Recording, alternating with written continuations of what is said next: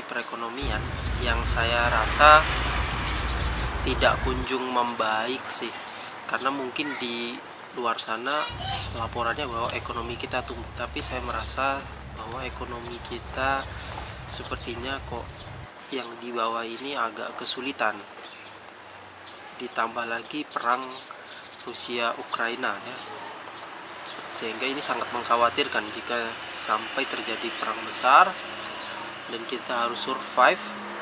Jadi pengetahuan tentang bertani atau pengetahuan tentang bercocok tanam saya rasa menjadi salah satu pengetahuan yang penting yang harus dipelajari ketika kita berada di tengah hutan seperti itu. Kebun ini berlokasi di Balongbendo, Sidoarjo, Jawa Timur, di mana kondisi udaranya kalau siang benar-benar sangat terik sekali, dan curah hujannya ya hampir sama lah ya, karena sekarang berada di musim kemarau. Berkebun secara organik sebenarnya justru malah saya rasa jauh lebih simpel daripada berkebun secara konvensional, karena berkebun secara organik itu kita 100% memanfaatkan bahan-bahan organik. Nah, dari segi pupuk saja kita menggunakan pupuk-pupuk organik, yaitu dari tanaman sisa, dari sisa makanan, kemudian ada pupuk dari potongan atau cacahan rumput, kemudian dari kulit pisang, dari kulit telur. Sampai saat ini masalah yang paling sering kita temui dari bertani organik adalah karena pestisida organik itu bukan merupakan pestisida yang beracun ya, sehingga beberapa penggunaannya terkadang tidak seefektif dan seampuh seperti layaknya pestisida kimia. Untuk tanaman apa saja yang ada di kebun ini, yang jelas tanaman yang paling banyak di sini itu mawar ya. Kita punya mawar itu ada bermacam-macam jenisnya. Mawar yang kita miliki itu berasal dari berbagai negara, karena di sini kita mengembangkan mawar-mawar impor. Yang paling menarik di sini adalah kita itu banyak mawar-mawar impor, dan alhamdulillah dia berkembang dengan sangat baik. Tapi di sini kita juga ada buah dan sayur. Yaitu pertama ada jambu kristal, kemudian jambu air, lalu ada kelengkeng, kemudian buah naga, terus ada jeruk purut atau jeruk pecel, kemudian ada alpukat,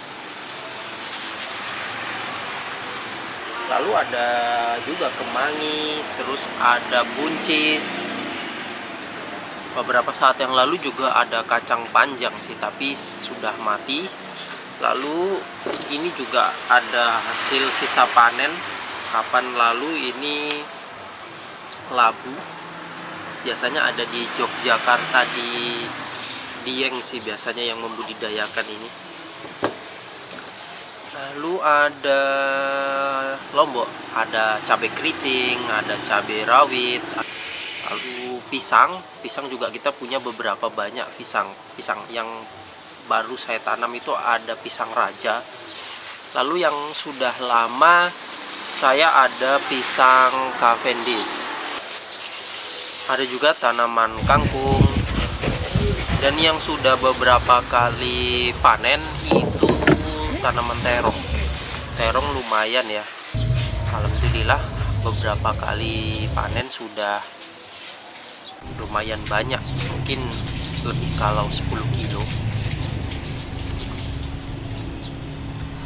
Ada bunga-bungaan ya. Kalau bunga-bunga kita punya bunga zenia, ada juga selada hijau dan juga selada merah. Ada juga tomat, ini lumayan sudah beberapa mulai berbuah. Jagung juga sudah mulai berbuah, ada beberapa pohon, mungkin ada 5. Lalu ada sawi pagoda, ada bawang merah. Kalau hasil panen beberapa ada yang dikonsumsi sendiri, namun untuk yang sayur-sayuran biasanya memang kita bagikan ke tetangga, karena nggak mungkin juga kita ngabiskan semua sayurannya itu. Dan saya masih belum berencana untuk menjual hasil panen, karena memang hasilnya biasanya nggak terlalu banyak, sehingga akan sangat sayang kalau dijual ya, mendingan dibagikan saja ke tetangga.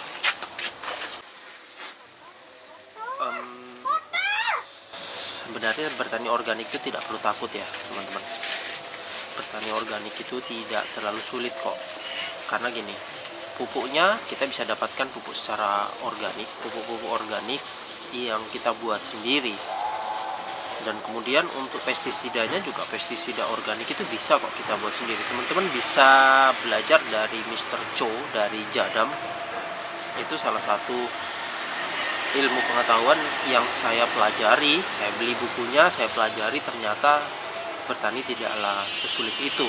Bertani itu simple. Memang ada beberapa kendala, memang pastinya, karena ilmu pertanian itu terus-menerus berkembang pesat. Yang jadi masalah adalah ketika kita mencampurkan pertanian organik dengan kimia, tidak sepenuhnya organik. Kita harus pelajari dulu dasar dan fondasi dari bertani organik secara benar. Nah, itu saya pelajari dari Mr. Cho dari Jadam ya. Sehingga pertanian organik saya, walaupun saya bukan spesialisasinya dari pertanian, alhamdulillah kita berhasil melakukan pertanian organik sendiri untuk kebutuhan pribadi dan mungkin tetangga.